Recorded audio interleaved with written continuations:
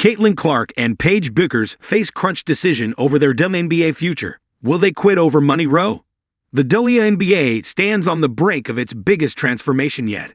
Record-breaking ratings, sellout crowds, and household names like Caitlin Clark and Paige Bueckers have pushed the league into uncharted territory.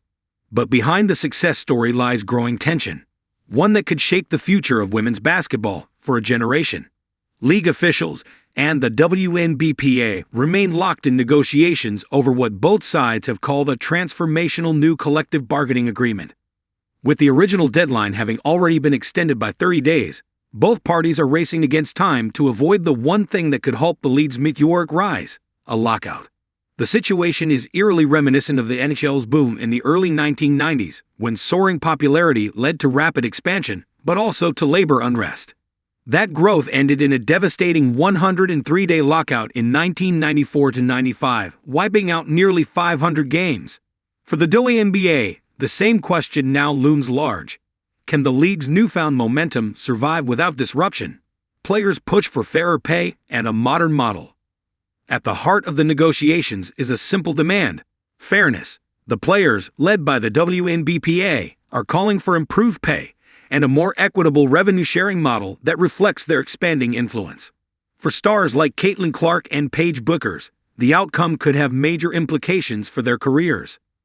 Clark, whose rookie contract with the Indiana Fever is worth just $338,056 over 4 years, averages only $84,514 per season.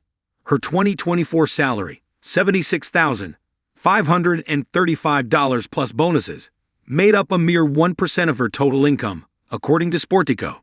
The rest came from endorsement deals that pushed her total earnings to an unprecedented $11.1 million, making her the highest-earning WNBA player in history.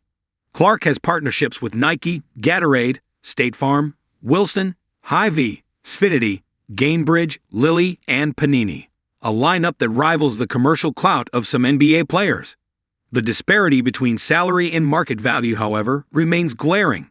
In 2025, the minimum WNBA salary for players with 2 or fewer years of experience was just $66,079, rising to $78,831 for veterans. Even the league's supermax players, the top of the pay scale, earned around $250,000, far below the millions seen in men's professional sports. The financial imbalance isn't unique to Caitlin Clark. Paige Bueckers, who signed a 3-year, $247,688 deal with the Dallas Wings, earns an average of $82,563 annually, nearly identical to Clark's WNBA salary.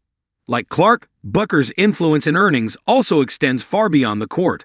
She boasts endorsements with Nike, Gatorade, Dunkin', Bose, Crocs, Stocks, Leaf trading cards, and Gourmet, placing her among the most marketable athletes in the sport. A pivotal moment for the WNBA. The upcoming CBA agreement could redefine what it means to play professionally in the WNBA. Should negotiations stall or fail, the league risks losing the goodwill it has built over the past 2 seasons, and possibly alienating the very stars who helped fuel its rise. For Caitlin Clark and Paige Bueckers, the decision may come down to principle as much as money. Both women symbolize the new generation of players who have transformed the WNBA from a niche league into a global brand.